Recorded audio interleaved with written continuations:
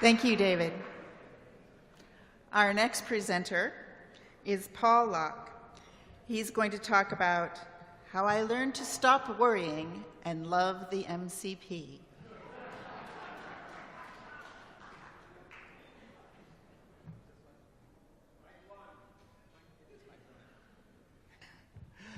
Okay, first slide, please. So, my high school girlfriend was a communist. She had even written her own manifesto on lined loose leaf paper and kept it in a shoebox under her bed. And my beard is probably attributed to her affection for Che Guevara or Bob Dylan. And I still have it. I bring this up because I have this odd fascination with people that have very strong, very consistent opinions about things. In college, I had two acolytes of Ayn Rand as roommates, and another who was a JFK wannabe. And they used to get into arguments and discussions, or agree to disagree, very loudly and very consistently. It's that consistency that really got me. How they could take the same set of facts and look at them and incorporate them into their very consistent, internally consistent view of the world, which was completely different from the others. So consistency. You may know, or you may remember from all of these bios, that I was a chemistry major in college. And the beautiful thing about chemistry is the predictability. You take isoamyl alcohol and you mix it with acetic acid and sulfuric acid, and what happens? What do you smell? Oh, come on, banana. And if you switch out the alcohol from methanol, what do you get? Apple, the smell of apple. It's very, very predictable. And that's a great thing. If you know the rules, if you master the rules, you master the subject. So being a good liberal arts major, I also took the principles of economics. And again, you see the same sort of predictability in economics that you do in chemistry. It's based on some rules and some assumptions, like the assumption of a well-informed and rational consumer.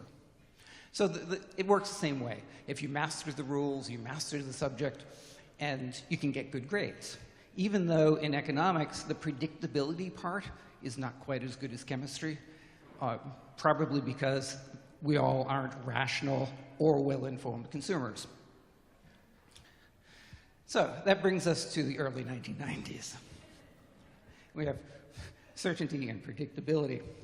So early 1990s, I find myself as a young risk assessor working for the Department of Environmental Quality Engineering, doing risk assessment work in support of the old MCP. And the great thing about the old MCP was that there was certainty, and there was predictability, and it just didn't work. So I found myself observing and then participating in what became the rewrite of the MCP. And you all know that story. You've read about it in your program, how these giants of the age, Jim Coleman, Chris Davis, Dick Chalpin, Larry Feldman, and many, many, many others got together and combined their energies and came up with this innovative and creative program, blah, blah, blah, blah, blah, blah. So, Alain de Botton, the philosopher and writer, has described love as, and I'm going to get this one wrong, has described love as the capacity to, really 1 minute left, put yourself imaginatively into other people's minds, and to be very generous in accepting and understanding their behaviors and their thoughts, which you might disagree with and which you might find be very stupid. And that's what I think was going on around the table of the study committee.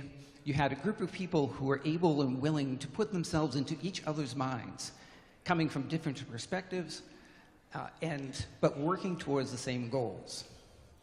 And I think that's what Alain de Botton would call love, and that's where we get the love and the title that I think the 30 seconds is screwing me up.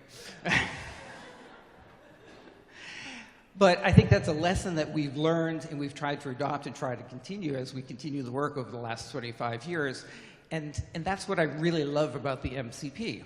And according to Alain de Botton, that is in fact love. Who knew? That we all love each other and we all love the MCP. And we shouldn't worry. But it was in that 1993 that we added the extra magic dust of flexibility. So you had certainty and predictability and the flexibility of using performance standards instead of rigid requirements. An extra 30 seconds. She said we had an extra 30 seconds.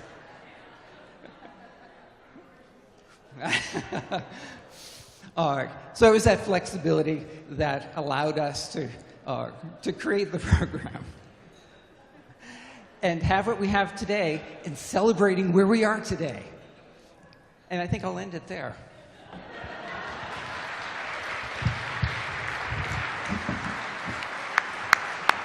Next slide, please. Thank you, Paul.